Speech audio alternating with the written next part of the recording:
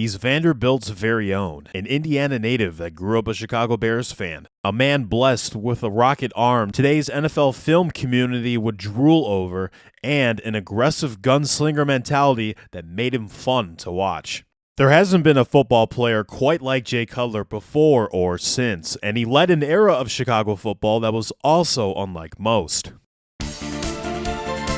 Originally drafted by the Denver Broncos in 2006, Cutler played 3 seasons there before a falling out with the coaching staff resulted in a trade to the Bears. The expectation was that Chicago, a team that spent decades on top of decades searching for a player who could actually do what is known as a forward pass, finally found someone that could do it. The Bears were seen as the favorites to win the 2009 NFC North. They would get a big test right away to see if that wasn't just blind faith. Traveling to Lambeau Field on Sunday Night Football to take on the Packers, a team the Bears were 7-3 against since 2003. And this was without a franchise quarterback leading the way. Imagine what they could do to Green Bay with Jay Cutler. They'd lose. Cutler's debut with the Bears was an absolute disaster. 4 interceptions with just 1 touchdown to show, and the Packers won 21-15. One Chicago Tribune reporter summed the game up perfectly. Cutler was supposed to be the Packers' worst nightmares. Instead, he was their best friend. But as the next 3 games indicated, the season had just begun. An impressive home game against the defending Super Bowl champion Pittsburgh Steelers was followed by a close win at Seattle, followed by a monster 48-24 home win over the Detroit Lions to push the Bears to 3-1. In those 3 games, Cutler threw 7 touchdowns to just 1 interception, completing over 70% of his passes. What followed was a 10-game stretch where Chicago came out with just 2 wins. Cutler threw 11 touchdowns to 20 interceptions in this frame, including 5 picks in a Thursday night game against the San Francisco 49ers. With 2 games to go and the team eliminated from the playoffs at 5-9, Cutler had 19 touchdowns and 25 interceptions to show. He'd have just 1 interception in the last 2 games, both wins, but the resulting 26 air turnovers were 6 more than the second-place runner-up. Even with the Bears ending their disappointing season on a high note, Cutler had drawn the ire of media members such as former Rams coach and coordinator Mike Martz. Bears coach Lovie Smith served as the defensive coordinator under Martz during his time with the St. Louis Rams. But what Martz didn't take into account was that the offense was set up to fail by offensive coordinator Ron Turner. So Turner was let go, and the Bears' OC role was eventually filled by Mike Martz. Cutler and Martz both put the new coordinator's old comments aside, assuring that they were excited to work with each other. The team started the 2010 season at 4-3, but then won 7 of their last 9 games to finish 11-5. As a result, they clinched the NFC North and secured a first-round bye with the NFC's 2nd seed.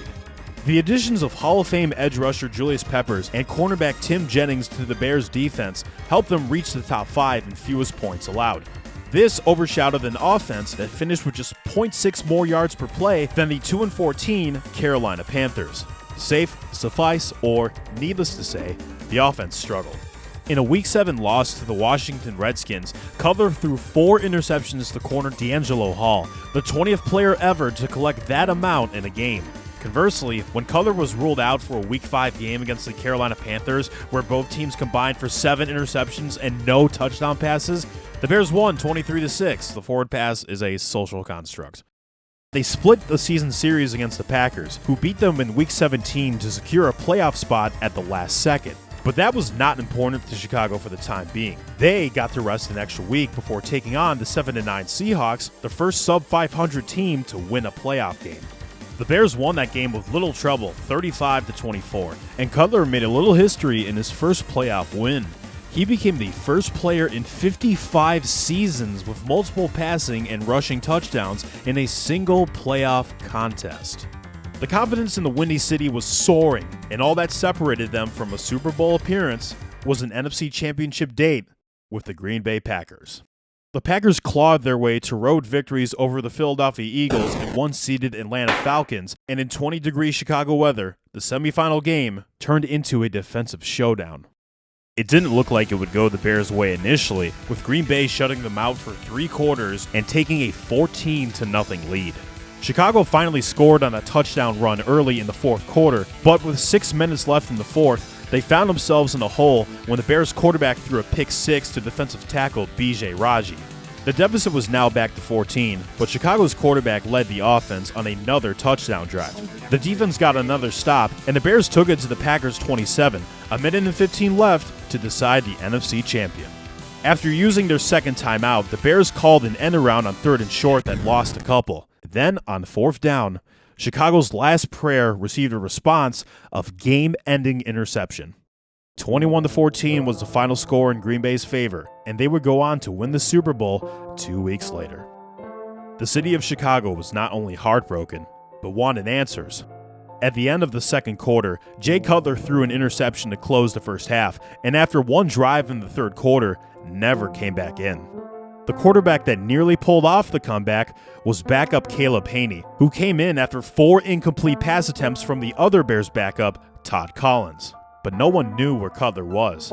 Because the Bears never disclosed his injury early, all anyone knew was that he was nursing a knee injury. Consequentially, Cutler's toughness was brought into question. Players and media just ripped him apart verbally. And years later, Cutler admitted the criticism hurt. He was fine with not being seen as a good player, but that he quit on the team, that ate at him.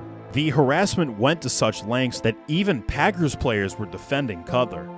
Also defending Cutler and blasting his critics, Lovie Smith later clarified that Cutler suffered a sprained MCL, which typically takes 3 to 4 weeks to heal, and made the decision himself to rule out the quarterback after consulting the team's medical staff. With that hindsight, all the comments over him apparently quitting on the team felt a lot harsher than they already were. It was a terrific season that ended as anticlimactic as it could ever, along with carrying over to start the first quarter of the Bears' 2011 campaign. The team was 2-3, and Cutler was not having a good time with Mike Martz's offensive scheme. The 7-step drop-back offense worked beautifully in the late 90s and early 2000s, but in the early 2010s, it was a relic of an ancient past. The coach would not let him audible at the line of scrimmage, resulting in unnecessary sacks when receivers couldn't get open quickly enough. Tight ends were especially undervalued in Martz's scheme, resulting in the Bears trading away legendary tight end Greg Olsen to the Panthers. Cutler's frustration with Martz peaked in Week 6 against the Vikings, where pre-snap he was caught on mic asking a teammate to tell Martz to, stiffed off his own guy. The two downplayed the incident, as one might expect, but as we could see, the vibes were not good. What was good were the Bears themselves, who rallied after the incident to find themselves at 6-3 at the halfway point. They then improved to 7-3 following a win over the Chargers, but at the cost of their franchise quarterback. Cutler had attempted to make a tackle on defensive back Antoine Cason that resulted in a broken thumb, ending the quarterback's season. The offense was further hit by a season-ending injury to star running back Matt Forte a few weeks later in Kansas City, and a career-ending injury to promising receiver Johnny Knox that's so gruesome that I'm not going to show it here. You'll just have to look it up. In short, a 7-3 start snowballed into an 8-8 finish and a missed trip to the playoffs. With a healthy Cutler making his return in 2012, the Bears filled the vacant OC position by promoting offensive line coach Mike Tice. Nate Tice's father would allow Cutler to audible the line of scrimmage, and the quarterback and play caller grew comfortable with each other in the offseason. This despite Tice understanding zero of Cutler's jokes. Now, to be fair, you have to have a high IQ to understand Jay Cutler. Cutler would also be reunited with former Broncos teammate Brandon Marshall, who will set the single-season franchise record for receptions and yards this season. With all this in mind, the Bears exploded right away, rising up to a jaw-dropping 7-1 start. They had the highest point differential of any team through 8 games, a top 2 scoring defense, and a league-leading 28 takeaways. Everything peaked in Week 8 when the team dismantled the Tennessee Titans 51-20 in Nashville. The Bears scored on a touchdown pass, touchdown run, pick 6, and a block punt touchdown in the exact same quarter. Vibes were great ahead of a highly anticipated matchup against the 7-1 Houston Texans. This was viewed by many as a possible Super Bowl preview. Jay Cutler missed the entire second half with a concussion, and the Bears lost in a torrential downpour 13-6, on their way to losing 5 of their last 8 games to finish with a record of 10-6. In most seasons, 10-6 is still good enough to make the playoffs, and as long as the rival Packers beat the rival 9-6 Vikings in Week 17, Chicago would punch their tickets back to the postseason. The Vikings won on the walk-off field goal, and the Bears fired Lovie Smith and Mike Tice, replacing them with Canadian football legend Mark Trestman and Aaron Kromer, respectively. So wait, how did the Bears collapse after such a historic start? First, while the team was third in points scored through 8 games, much of it was owed to the amount of points the defense created. In actuality, the offense generated the 4th fewest yards per play in that span and were 25th in total yardage. Cutler was again getting into it with an offensive coordinator, to the point where the backup QB had to intervene just to get the two to get along.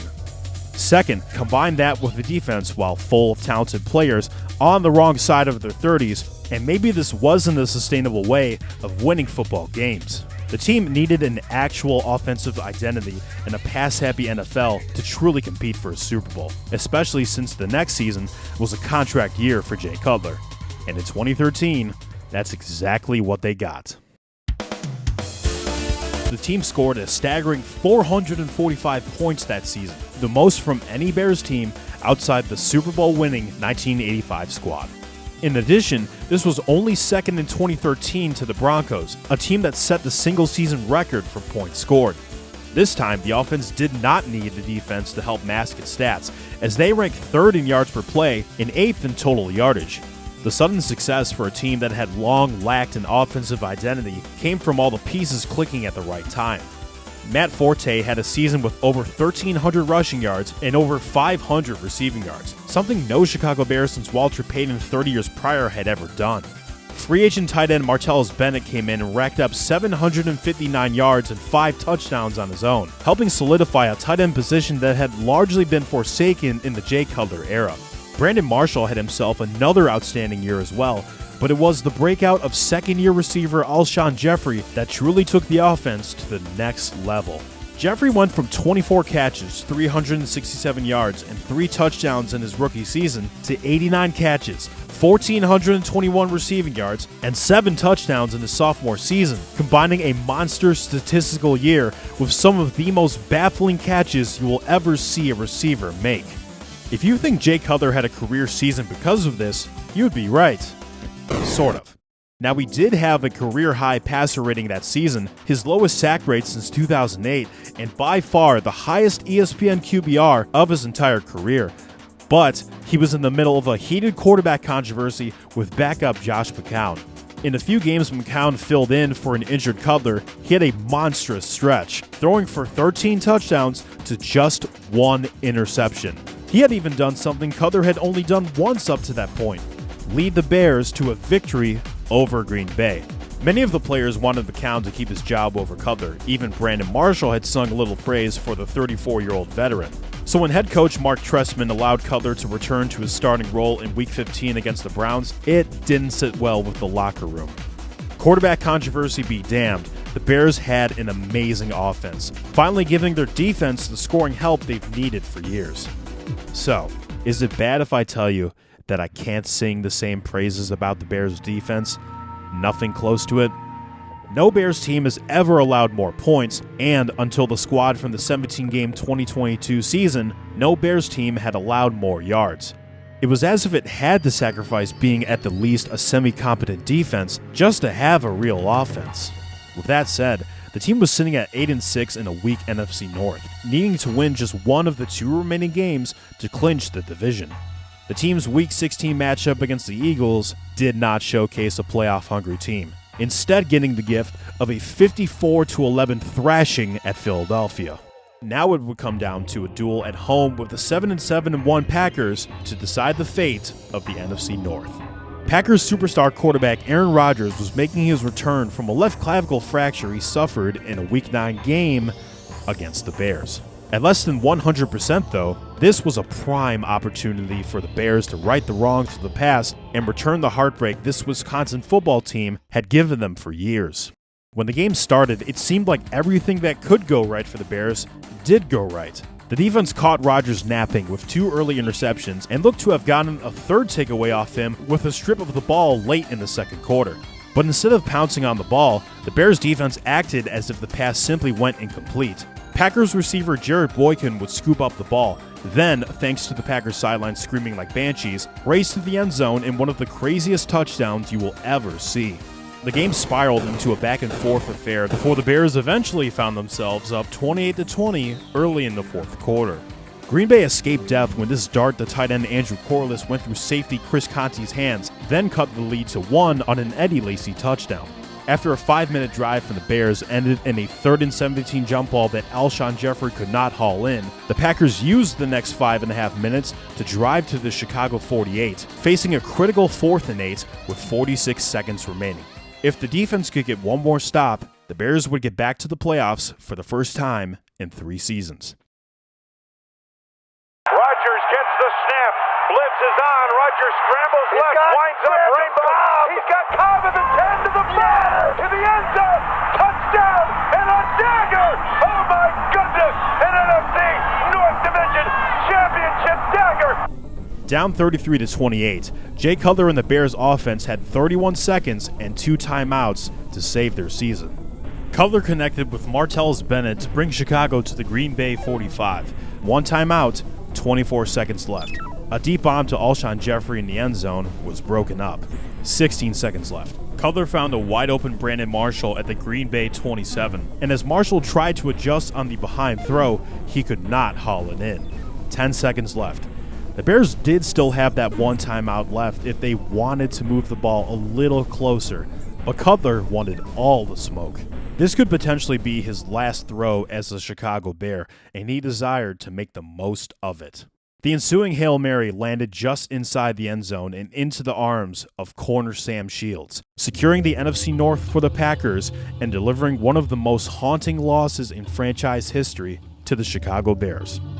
Cutler himself played well for what it's worth, and was a defensive collapse away from delivering the NFC North crown to his Chicago Bears. He was set to be a free agent when the new year kicked in, but he and the Bears quickly put any speculation to rest. Chicago locked him down long-term with a contract extension worth 7 years and $126 million. Many in Chicago media thought it was a mistake, a big one. This guy could not win you the biggest game, they said. Cutler's bosses liked him more than the fans do, they said. However, after a juggernaut season from the offense, there was optimism in NFL circles for this team to make the playoffs as a wild card. As long as Cutler stayed healthy and the defense matched the level of the offense, all would be well. And the good news was, the offense and defense did. 23rd in points scored, 31st in points allowed, the 2014 Chicago Bears finished 5-11. Here's a sample of the chaos Chicago received in 2014, the most toxic year for Bears football ever. Star rookie corner Kyle Fuller and Martellus Bennett got into a fight at training camp when Bennett was enraged by how hard Fuller had grabbed him by the helmet. Bennett would be suspended for just 5 days following the incident. After an opening week loss to the Buffalo Bills, the Bears front office was furious at how Cutler handled his post-game press conference, already questioning his leadership 1 game into his new deal. After a loss to the Dolphins, Brandon Marshall, possibly let down from a revenge game against his former team, allegedly could be heard from the locker room shouting at both Cutler and kicker Robbie Gould. Gould successfully made his only kick of the game, so I wonder what that was all about. Marshall also irked the Bears when he continuously made appearances on NFL Network as an analyst during the season, according to Matt Forte. Seems a little hypocritical, though, when they don't talk to him about it. In a 2-game stretch between the Patriots and Packers, the Bears became the first team to allow 50 points in consecutive games since the 1923 Rochester Jeffersons. The Jeffersons were a team that stopped playing in 1925. In the Patriots game, free agent signee Lamar Houston tore his ACL while celebrating a sack on backup QB Jimmy Garoppolo. The Bears were down 25 with just over 3 minutes left when this happened, by the way. After a Week 13 loss to the Cowboys, offensive play caller Aaron Kromer had anonymously criticized Cutler to NFL Network reporter Ian Rappaport. Kromer then tearfully apologized to the Bears offense in a meeting about the comments, but Cutler reportedly thought he was full of it. Speaking of which, despite the team's many setbacks, Cutler was on pace to reach 4,000 passing yards, an obstacle no Bears quarterback has ever reached. He was benched after a terrible performance against the Saints in favor of Jimmy Clausen, and then came back as the starter after Clausen suffered a concussion. Legendary Bears linebacker Lance Briggs, who played with the team for all 12 seasons of his career, said he had never seen more fighting in the locker room than under Mark Trestman. Briggs also claimed Trestman would, quote, sit on the other side and pretend like he didn't see anything. Making this even more agonizing for Bears fans is in 2013 they had a chance to hire future Super Bowl winning coach Bruce Arians, then with the Indianapolis Colts. But when Arians refused to keep defensive coordinator Ron Marinelli, Chicago passed on him in favor of Mark Trestman, who, along with Aaron Kromer, will be fired at the end of the 2014 season. Forget playoffs. At this point, the Bears need positivity in their locker room again. This is where former Panthers and Broncos coach John Fox comes in. Initially, Fox was indifferent on the status of Cutler, even calling him Jake by accident in his introductory press conference. Cutler was also getting his 5th offensive coordinator as a member of the Bears and Adam Gase, and understandably, people were getting tired of giving him excuses. In any case, let me spoil you the rest of the John Fox era. They don't make the playoffs in his 3-year tenure, and he'll be fired with a record of 14-34. But many Bears fans look upon Fox's time with the organization fondly. Sure, they weren't winning much, but Fox helped take a locker room as toxic as any in sports and fixed it. Players were appreciative of him even if it didn't result in more wins. He made it feel like an actual work environment again. As for Cutler, he finished with a passer rating above 90 for the first time in his career, and he also led the league with 4 fourth-quarter comebacks and 4 game-winning drives. Incredibly, Cutler finally got his second win against the Packers as well, doing so in Week 12 while spoiling a retirement ceremony for Hall of Fame quarterback Brett Favre. And grifter. Since this game, the Bears have gone 1-15 against the Packers. But as any Bears fan will tell you, every win means something. The Bears marginally improved to 6-10 in 2015, and in 2016, QB coach Dowell Gaines was promoted to OC. Cutler struggled in an injury-shortened season, while the Bears would regress to a record of 3-13. And that was that. In the offseason, the Bears parted ways with the guy they called QB1 after 8 seasons together, as Jay Cutler was released on March 9th, 2017. His final record in Chicago was a perfectly balanced 51-51. After a brief retirement and a season in Miami as a replacement to a seasonally injured Ryan Tannehill, Jay Cutler officially retired from the NFL for good. The one thing that comes up when discussing his NFC North legacy is his leadership, or his alleged lack of. Hall of Fame return specialist Devin Hester not only called Cutler the worst leader he's been around, but partially blamed him for his lack of development as a wide receiver. Martellus Bennett clearly did not think Cutler was the guy for the Bears either. Several of his teammates were infuriated that he seemingly did not try to re-enter the 2010 NFC title game where he suffered a sprained MCL. Other teammates cited that he wouldn't speak up in situations where it was an unwritten rule that quarterbacks speak up. But in a 2012 game against the Packers, many people saw Cutler as being too vocal. And in the middle of the second quarter, he could be seen jawing at left tackle Jamarcus Webb, even shoving him aside. Cutler would later apologize for the shove, but not the yell, which he saw as trying to light a motivational fire under Webb. I guess it didn't really work, seeing as Cutler would be sacked 7 times on the night. But while many in the wide world of football see Cutler as a disinterested quarterback that could care less about the NFL or his teammates, others saw a different side of him that's not discussed as much. Cutler's Vanderbilt teammates will vouch for his tenacity. One went so far as to claim he thought Cutler was dead after a hit, and yet he kept coming back to take more punishment, and his teammates were grateful for that. Brian Urlacher had criticized Cutler's play relative to the amount of money he was making, but simultaneously had respect for the quarterback's perseverance. Tight end Zach Miller mentioned Cutler was a great teammate. He would single out a motivational halftime speech Cutler delivered during a 2016 win against the Vikings, Jay Cutler's last as a Chicago Bear. When Chris Conte was blamed as the scapegoat for the 4th and 8 busted coverage in the Bears' season-ending Week 17 loss in 2013, Cutler put in all of his support for his former teammate. Cutler also keeps up with the Bears way after his playing career, so he still retains a soft spot for the team he grew up rooting for.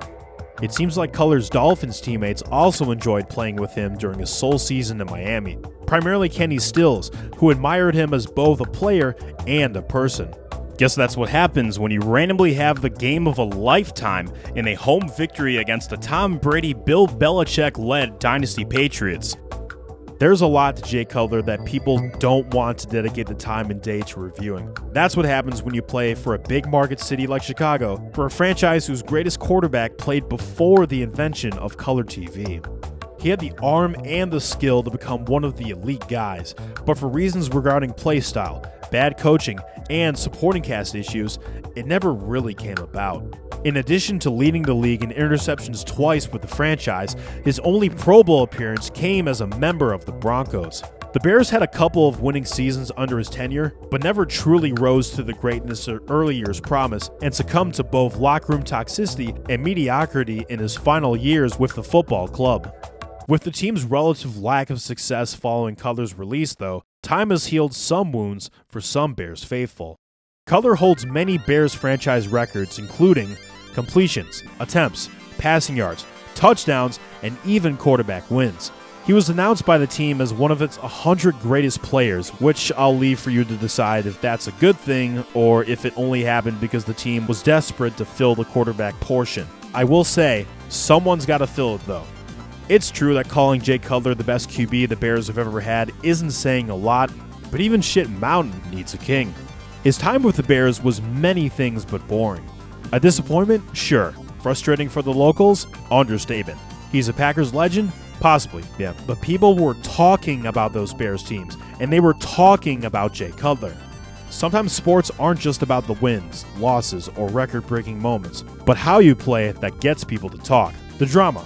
We love living vicariously through the drama and the toxicity. Just ask anyone who watches reality TV or frequents on Reddit. Cutler personified that for the worst and the best, but he wasn't concerned about how the outside world thought about him. Ultimately, the player and the team he led unleashed a level of chaos few in the NFL could ever match. These Bears and this quarterback were a heart attack on the city, but it was a heart attack worth waking up to.